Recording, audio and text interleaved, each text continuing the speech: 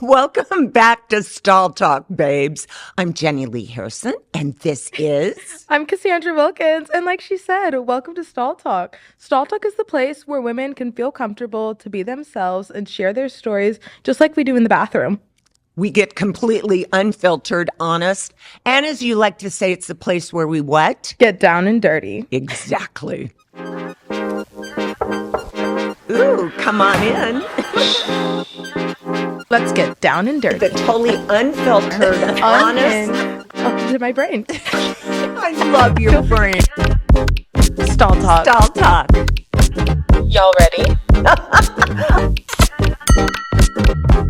All right, Jenilee, I know you were a little bit of an athlete back in your day. Can you tell us about it? I was a Los Angeles Rams cheerleader. That is so cool. I was a cheerleader, but in high school.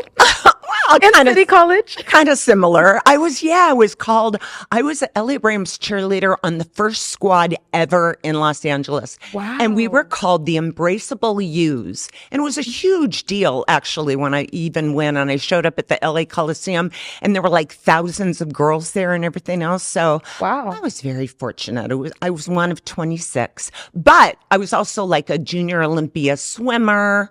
What haven't you done? I set a woman's world record in marlin fishing. You did. I'm talented. Marlin fishing.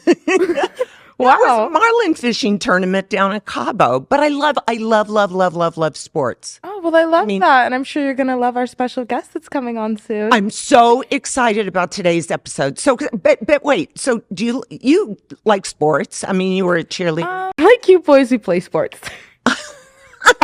I like cute boys that play sports too, but yeah, I still am. I'm the tomboy. When people say, they'll even say like, wasn't it fun to work with John Ritter, or wasn't it fun to work with JR when I did Dallas? Excuse me, John Ritter was the star of Three's Company. Mm-hmm. Before your time, I know, I forget. I'm like, I still have to watch it one day. I'm gonna watch it. Because I'm the boomer and you're the Gen Zer. So I know when I started in this business, you were far from even being born. Mm-hmm. But anyway. I think my mom was 10. Great. Thanks for reminding me about that. But no, I embrace it. So yeah, I was, when people come up to me and they'll say, wasn't it fun to work on Three's Company with John Ritter or something? And I always say, well, I love my job and the jobs that I've had, but fun, it's like, fun to me is getting on my horse and being bareback and riding up through the canyon. Oh, I like to ride. That's cowgirl.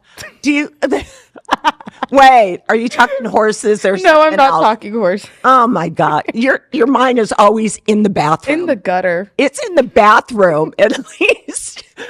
But you wouldn't say all this stuff if you were outside of the bathroom. Yeah, I would. I say it everywhere. I say it here. I say it in the bathroom. I say it outside the bathroom. This is a special place where women can feel comfortable to be themselves. Here, absolutely here. But some of the stuff I will say that what we talk about here, which is why I love this here. I feel so warm and protected by you.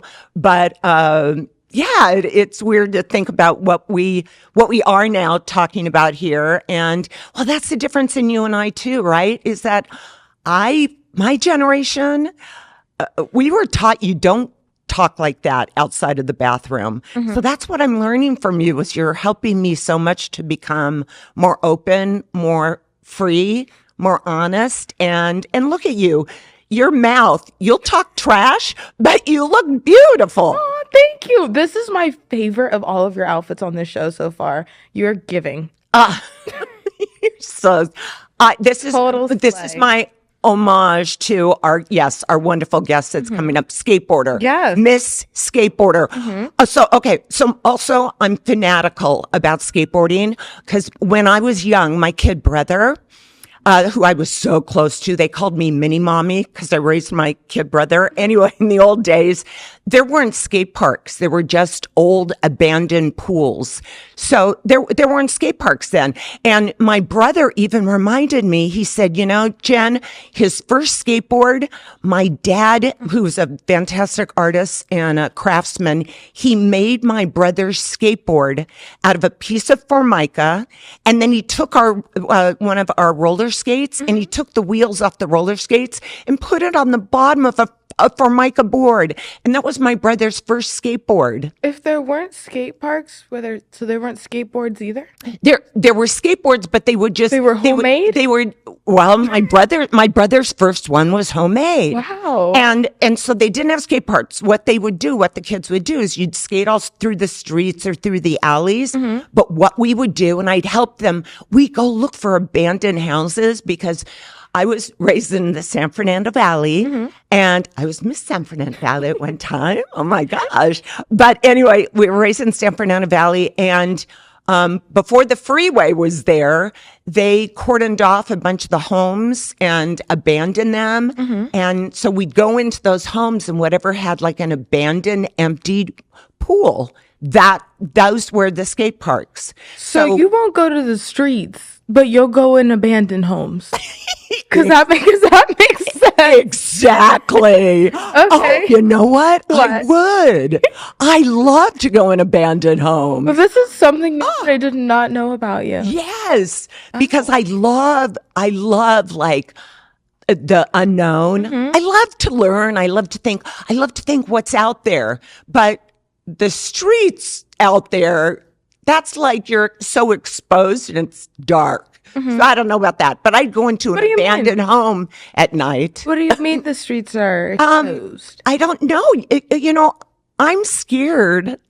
It's so weird. But my upbringing and everything else, and because I've been raised in the public eye for so long. I've been in the public eye since I was like 15. So I'm scared about going out when it's dark and being around masses of people and stuff. This is a whole nother that's when I thrive. I love nighttime. I will spend all day inside just so I can go outside at nighttime. Really? Yes. Yeah. And see me, I'm a morning girl. I get out of bed and I'm running because, well, again, my lifestyle is I want to go out with my donkey and the goats and all the dogs and into the gardens. And I learned, hey, again, every day we got to learn something new, right? There you go. So what are you most excited about this guest coming up? Oh, I can't wait to meet her. She's done so many really cool things. So I'm excited for everybody to meet her and for her to be able to share her story and tell more about herself. I'm going to be interviewing her along with Ivanna Fontana, our guest host. Today we have Kanya Sesser. I'll start by letting you begin. Tell us about yourself. Hi, thank you for having me, guys. Of course, we're so excited to have you. Such an incredible moment where like we are changing generations of history for the next, kids and skateboarders and athletes and everyone that's just in the entertainment and sports world. I was in the Paralympics. So wow. For track and field back in the day, I was the third fastest woman in the world. Whoa. However, how I got started was like, I was found on the side of the road in Pak Chong, Thailand as a baby. I was just a month old. A woman and her brother and her father heard a baby cry. So when they heard me cry, they're like, where is that coming from? And they heard a baby cry right behind a blue sign with an arrow, like literally. And right here. Like right here. Wow. I don't know if that's supposed to be like meant to be of whoever left me, my mom or my dad. I don't know who. I really don't know my birth parents. But when they found me, they took me in and she felt something is different and odd. And she unwrapped me and she found out that I was born without any legs. Well, she was looking to see if there was any amputations, and there was no amputations because, in countries or anywhere, anything could happen. Like people kidnap kids from their own family and use them as beggars or do things. And, a lot of times when, especially women, when they're like, don't have a home and they're in foster home and stuff like that, after age 18, they really have nowhere to go and they become human traffickers or something. But I was like a month old. They're like, she's around a month old, and like, okay, cool. She's not, no amputations, no nothing where it has to be investigated. So they think that I was born without any legs. And so the police of Pak Chong, Thailand took me into the hospital, and that's where I got accepted of September 13th, 1992. And that was actually the day that, they found me, and why my legal birthday is on that month. So Wow. I haven't found out my real birthday until I went back to Thailand and they told me, and everything can be hush hush and classified because, your caseworker has limit things that they can only say to you just because, and I think they do it that way because when you transition to the next family, they want you to be in that family and stay in that family and just connect because you're pretty much out of their arms and you're no longer needed them. They're trying to protect you. They're trying to protect me. And to be honest, if my birth parents ever be like, hey, we're Kanya's, family, I don't really care for them because they're strangers for me. Right. And they never raised me like my own mother and dad now, who's, even though they're not blood, it doesn't matter if they're blood or not. They raised me and they showed me love and compassion of what a family should be. My mom just took me and she wasn't like, oh my gosh, I feel so sorry for this girl. Like, I need to take her in. No, it was like compassion. It was like, I see something about her that like, it's just meant to be. Doing so many amazing things. I know. Like pro skateboarding. What interested you to get on a skateboard for the first time, and how old were you? So after I was adopted, I came to America and I had to learn English language. And I think that's very important to know that it was hard for me to make friends because no one spoke my language. And, who are these people? They look so different.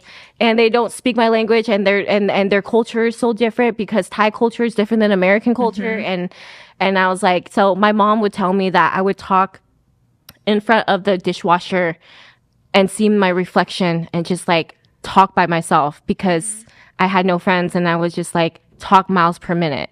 I remember. I can relate to you in a way, kind of with that. I grew up in a multicultural family. So my mom, she came from Mexico. So my mom doesn't speak any English. So I grew up learning both English and Spanish at the same time and trying to navigate that here as a child. So I can really relate to you. That is so cool. Yeah. Sometimes you have your own best friend. You need yourself. But then I learned English and that's when I started making friends. And I grew up with all these kids in my cul-de-sac that I grew up with, like down the street, my ex-boyfriend from high school lived down the street, which is so awkward. I didn't know how confident you are. You are so confident. It's amazing. Yeah. I feel like we're so similar. I feel like you just say what's on your mind. I don't care that about you. Like I'm respectful, but I just like don't care, and I don't care what people think, and I say how I feel because I think it's really important to just like clarify and tell people because I feel like maybe because a lot of people assume about me and stuff. But anyways, long story short, how I started skateboarding was like all these like girls, happens to be all girls, I hung out with, and they didn't really care that I didn't have any legs. They thought that was really cool, to be honest. And I was actually pretty popular. You're the cool kid on the block. Well, what's funny is that how I made friends, I mean, there's people that stares, and there's kids that be like, how come you don't have any legs? Like, why are you different? Or they like try to bully me by like saying stuff like, well, why this or why not? But jokingly and stuff like that. But I know what they're doing, but I don't care. Cause I'm all like, oh yeah, I'm a very competitive woman. Well, girl. Watch out. Okay. You don't know So who you're you're messing trying with. to tell me fire with fire. Well, I feel like I'm a Leo. And I'm a fire. And cause like I found out my real birthday is actually August 20th. Oh, yeah. I'm You're a a Leo. Leo. Yeah. My And brother's I'm like, Leo. I know your energy. competition, all right. So you're trying to put me down. Okay. Well, then I'm going to show you what's up. I'm not going to put you down, but I'm going to show you what's up. Look at this. I can do handstands. I can do push-ups. I can do this. I was like challenging them on what I can do. And they're like, oh, wow. Like they don't know what to say. And so that's how I started skateboarding, was through a friend who just like had a skateboard. I'm like, oh my gosh, that looks so fun. And I hopped on it. And my first attempt on skateboarding was just going down this hill right by my house. And I Your first attempt was going Yeah, downhill? I didn't care. I was like, wait a second, I had to process Yeah. that. I was like, wait. I didn't care. It wasn't flat, it was downhill. Well, girl, I had my wheelchair and I just go downhill by itself. But this time it was no safety. Right. Like, I just went for it. I just like, F it. Let me just woo. And then I just went, and then I heard a car coming and I'm like, oh no. And then the wheels started wobbling, and then I like hit the curb because I had to bail. I was like, not today. Today is not the day. Today is not the day. And I'm I'm like, not trying to get hit by cars today. I'm like, F it. And I was like, okay, what do I do when I monoski? I just bail by falling, and I just know how to fall naturally because I also think it's my natural instinct in case I need a bail. And so I just like fall off my skateboard, and I was like, and then of course I got like some scratches, but thank God nothing, God forbid, broken or anything. Wow, you've not courage. Yeah, somewhere. But That takes a lot of guts to do it that. does. And that was my first attempt in skateboarding. Wow. I was wondering, do you feel like people respect your athletic abilities? Actually, a lot of people are very intrigued and they respect that. I mean, like, they're like, wow. Like, I'm like, okay, if you do a 50-50, I don't know if you know this, but 50-50 is like when you grind up and then you like come back down, or a kick flip and stuff like that. A kick flip is usually, a kick flip. But yeah, it's still respectable as like doing on hands or whatever. Whatever, that you still do the same tricks. Some people are like, no, that doesn't count. Whatever. My hands are my feet, or like, and some tricks, I guess, like certain things, I don't know. I'm like, where are the laws or rules of skateboarding? There's none. There's none. I love that you're in a way kind of like recreating it and telling. Yeah, I mean, you got to. I mean, I've seen these boys in I don't know, have no legs, but like they have extra limbs that comes out, and they actually use their extra limbs for gravitation or like certain kickflips, like it's their way of balance. And then my other friend, he used his arms. So when you look and watch how these skaters without legs as well do it, they're actually like they actually skate differently. There's many different skate styles that you can do, like no matter what. It's crazy to me because I observe them and I'm all like, wow, okay, so it makes sense. Like for me, I can do some things where like I can do tricks, but like I love riding, but also I like to grind more, and I like to do stairs. And obviously I did that rainbow rail and handstands and stuff. So as you can see, I have a style. Like even though like I don't have as many tricks as my friend Felipe Nunez and Italo, Agde Souza is one of my like amazing, like he's so cool, and like Vinny I don't know, all these guys are incredible, but they do like crazy tricks.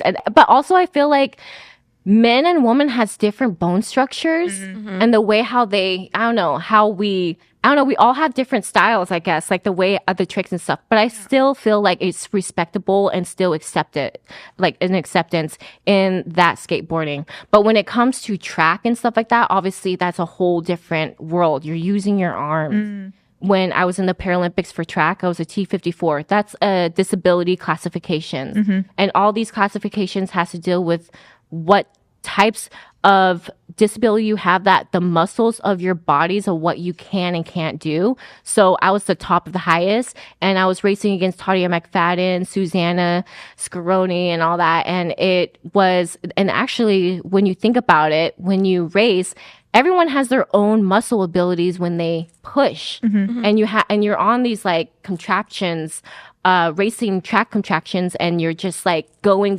But it's just like depending on like, because like I have I was born with 3 fingers on my right hand, and I had a web finger, and they had to cosmetic surgery to normalize it. Right. And actually, when I push on my track chair, one side is actually more stronger than the other. And so that really does affect in the track world. So there is a difference. Me too. Yeah.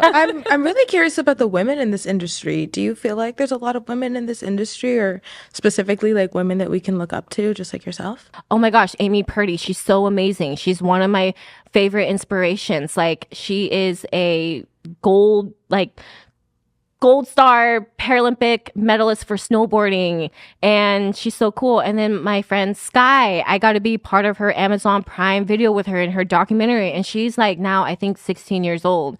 Wow. And I've known her since she was 4.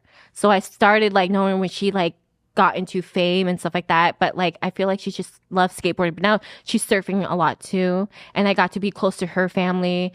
And I mean, like, man, another woman that I really appreciate and love. You know, my friend April, like she's helping You have a people. lot of friends. Yeah. I'm like, dang, I want to be part of your friend group. There's so many friends. She's like, April, Drew, there's so many.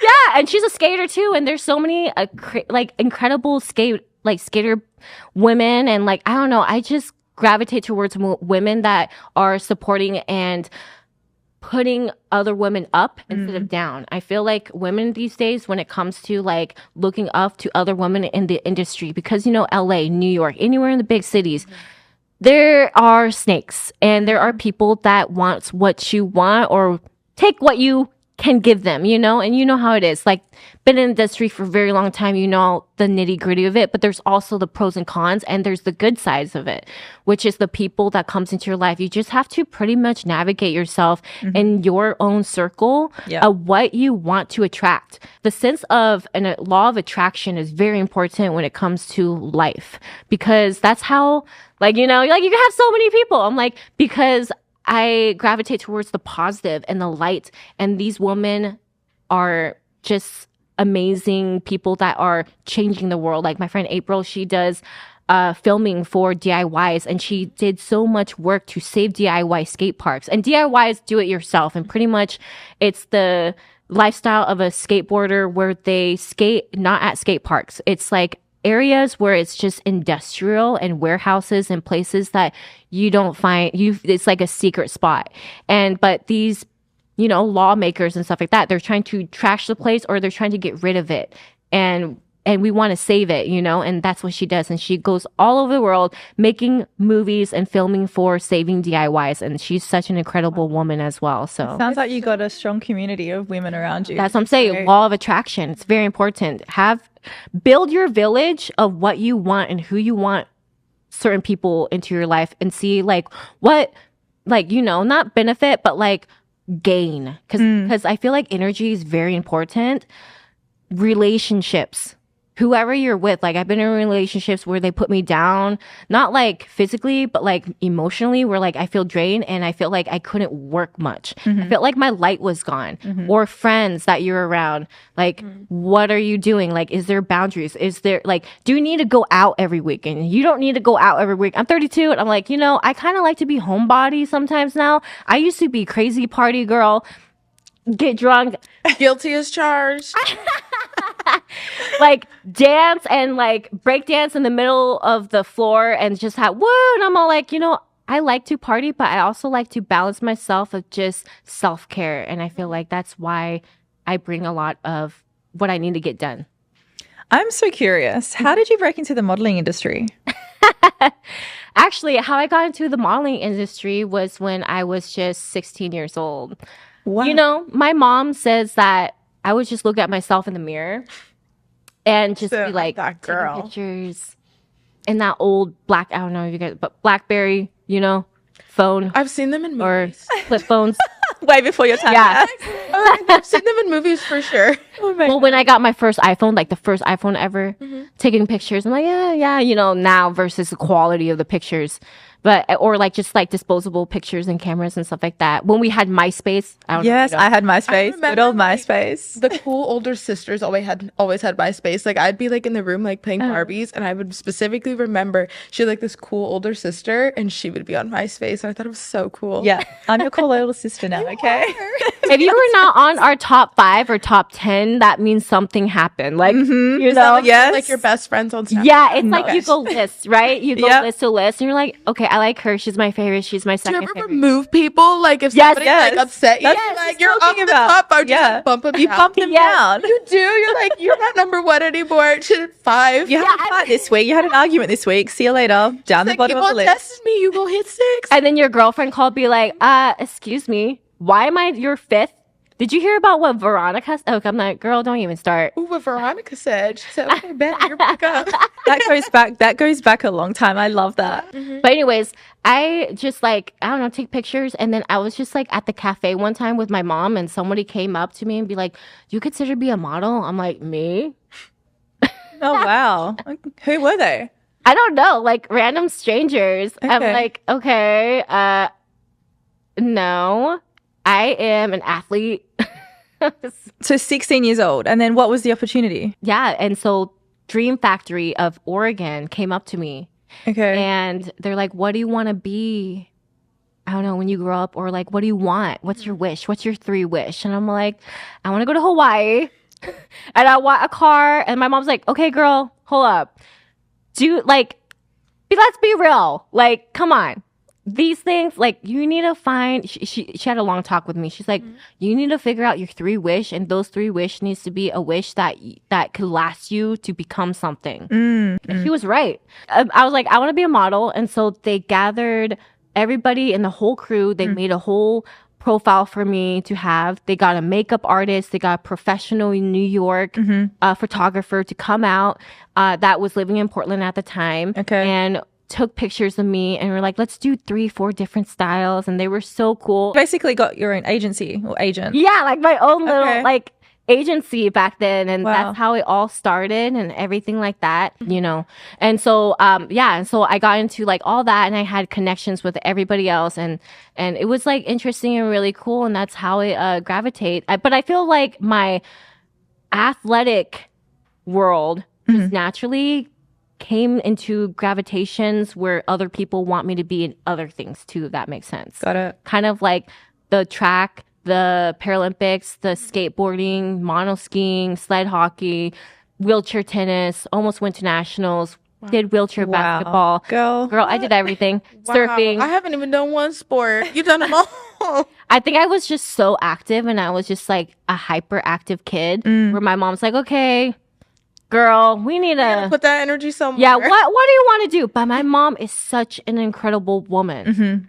I feel like family is like something, I mean, unfortunately, not a lot of people have an opportunity for family like that, but I was incredibly blessed to have my mom, because she could have been like, no, you're not going to do that. How are you going to do that? She could have been very limitless. And I'm like, oh, Right. heck no. This girl, no, but she was like, what do you want to do? Because you're hyper, like, we need to get some energy out of you. And like, but she also want me to connect to the community and the disability community. And she wants me to have friends. And she's such an amazing woman. She actually like gathered financial for me to go to the Paralympics. I was like, Mom, you went to 50 different states with me, plus 3 other countries during my time. I know you really want to go to Milan, Italy. Not today, It's not happening. Like- I have a question. I have a very deep question. for Yeah. you. What does confidence and self-expression mean to you? You have to trust in yourself. And I feel like a lot of times you should trust in your instinct, trust in your intuition, and then that brings out the the confidence in you. Yeah. I feel like you need to really believe in yourself. There's some times where like not a lot of people don't feel like they don't believe in themselves, and they don't feel like they are good because of influence, or their friends tell them otherwise, or people around them, or media, social media and stuff like that. And me, I'm like, confidence has to come from, I don't care what anybody says. I'm a rock that sexy lingerie without legs. I just love how like self-assured you are. Like you've got such a strong sense of self. And even though people are like saying stuff to bring you down, like you just don't take it personally. Confidence. Well, I love your positivity and your outlook in life. I feel like from your upbringing, it could have been so easy to go down a negative path. How were you able to remain that positivity? And like, what advice do you have for people that are going through tough times and that like want to remain that positivity in life? Oh my goodness. I just like live my life. I don't really think about me being different than anybody else. I feel like I do different things and I have my own obstacles that I go through. It still has to have faith and believe in yourself, but also like I can't really talk for them because mental health is really important. And I feel like that has to deal with a lot of what you feel in yourself and what you seek. And, you know, unfortunately, we live in a world of chaos, but also beautiful too, you know, and we live, we die. Life isn't always guaranteed. And that's why I feel like make the best of it. I say, if you don't see yourself in the obituary, girl, get out, get up from that bed and go, you know, but some people can't. Maybe like, because I have compassion with people who like, it's tough. There's something going on in there and like, I can't really speak for them, but for me, I feel like, you know, I feel like there's people out there and there's good people too. But also there's good things out there. Surround yourself with what makes you happy, what calms you, relaxes you. I feel like we can go on all day and for hours. Yes. I can't wait to get to see you again. I know. Thank you so much. For being on Stall. Oh my gosh, what an incredible interview. What a story. Oh, yeah. You know, again, you always want to take something away or learn something. She said something in the middle of the interview. She said, you know, sometimes you're your own best friend. Oof. Oh, I got chills. I love that one. Yeah, again, so that's if I could take one thing away, besides the fact that girls rock, right? Yeah, definitely. But just her strong sense of self, like it's unwavering confidence. And that's what we need. We need to bond more even as women, right? And be Literally. together and to instill that in all of us. If she can do it, boy, we all can do it. Like, no matter what anyone says to her, it's just like, I don't care. I believe in myself. Like, One of my favorite things was her strong community that she had and how important it is to have and surround yourself with people like that. Her friend list, huh? I know, It was so long. You were But it's jealous. like, it really shows. It's not that I was jealous, but it really shows like the energy that you put out there, like you're receiving will come back to you. And that's a big takeaway that I took from that. I think her mother has a lot to speak for. It was like, I want to meet her. Yeah. It's like, she should join us here too. Definitely. Well, she sure blessed us today, didn't she? yeah. Yeah. Very inspiring. So stay tuned. We're going to have another great episode coming up on Stall Talk, I'm right? super excited for it. Might get a little spooky. That's right. Yeah. Stay tuned, guys.